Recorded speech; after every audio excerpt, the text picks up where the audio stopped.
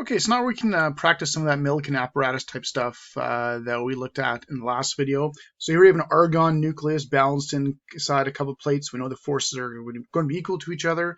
So first of all, it's an argon nucleus. I know I need to know the mass, the charge. I've done that type of thing before.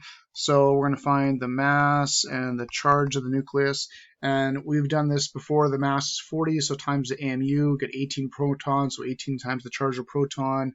And just get the basic mass and charge. So if we do that, we should get a mass of 6.68 times 10 to the negative 26 kilograms. And we've got a charge of 2.88 times 10 to the negative 18 coulombs. There's the mass and the charge.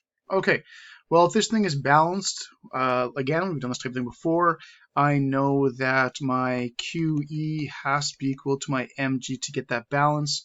So then I can calculate the electric field. So the electric field would just be the mg divided by the q. So I've got the m, I've got the g, and I can just punch it out and I get my electric field. And I already know my electric field is going up because you'd want the negative plate on top to be attracting the positive nucleus. So if we do all that, we should get around 2.28 times 10 to the negative 7 newtons per coulomb. Okay, all right, so now let's change the situation a little bit. Let's increase the electric field to 3.0 times 10 to the negative 7 newtons per coulomb. Now I know it's not balanced anymore. And one of the things that Millikan actually did was he would change the electric field strength, make the charges go up and down, and do different things with them. And now we can piece things together. So we're going to increase the electric field to 3 to the negative 7, so it's not going to be balanced anymore. So then we are going to find out what the acceleration is going to be of the argon nucleus. All right, well, there's a couple forces acting on this thing. Let's start with the simple one. Let's just find our force of gravity. So we've got our Fg is going to be equal to mg, and that has not changed at all. It's still going to be the exact same mass we had before. So if we do that, we will get 6.55 times 10 to the negative 25 newtons, and of course that force is going down. So I've got that force going down, but now I can also find the electrical force going up. Fe is equal to QE. Actually, I used a capital Q, so I'll try and be consistent. Q times E, and I can find the electrical force. Now it's not going to be 6.55 because it's not balanced anymore. It should be a little bit higher than that. So we have the 2.88 to the power of negative 18, and we'll times that by the 3 to the power of negative 7, and we will get a force of 8.64 times 10 to the power of negative 25 newtons, and that force is going up. Okay, well, I've got my two forces. Now I just do the same type thing we've done before. I've got the force going down. I've got the force going up. All I have to do is take those two forces and find the difference, and that'll give me my net force.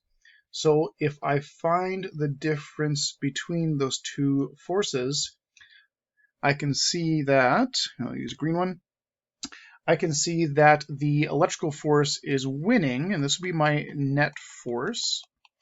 My net force between the two is going to be like 2.09 times 10 to the negative 25 newtons, and it's going up. The electrical force is bigger than the gravitational force. They have the same exponent.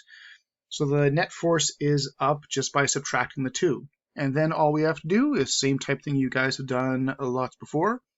Acceleration is just going to be the net force divided by the mass. So I'll take my net force, which is right here, divide it by the mass, and I will have my acceleration. So I'll take that 2.09, negative 25, divided by that 6.68 to the power of negative 26.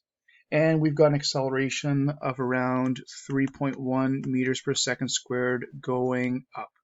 Okay, so we only changed the electric field just a little bit, so it's just barely creeping up and accelerating at 3. And of course, if we made the electric field weaker, then it could accelerate down. Okay, so just basic Millikan experiment, then we just adjust a little bit, and then we can actually control the charge just a little bit as well. Okay, so let's try something else.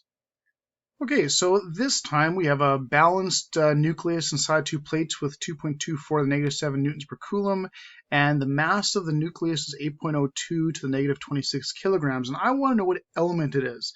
Now, what some people might try and do is just use the mass for that and just divide by the AMU mass unit to find out the atomic mass number, but because of isotopes, that doesn't necessarily work. You might get it, but you might not, because isotopes, of course, are different versions of the same element that have different masses by just a little bit. So, I mean, you could try doing it that way, but you may get off a little bit and pick the wrong element by being off by a little bit too much of the atomic mass.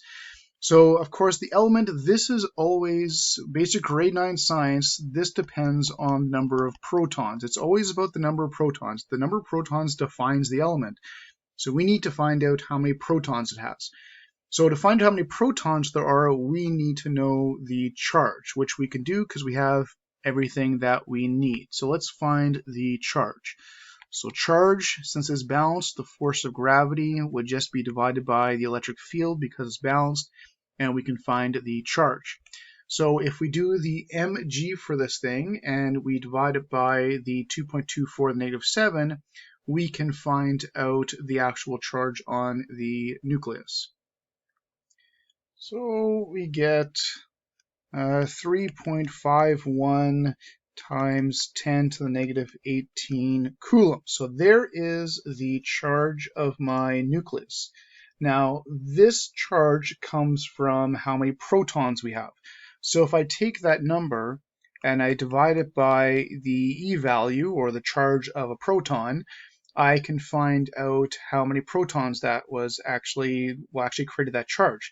So divide that by the E value, so divide that by the 1.6 -19, I will get about 21, well, it's 21.95 protons, can't have partial protons, so it must be 22 protons. So 22 protons are required to make up that charge.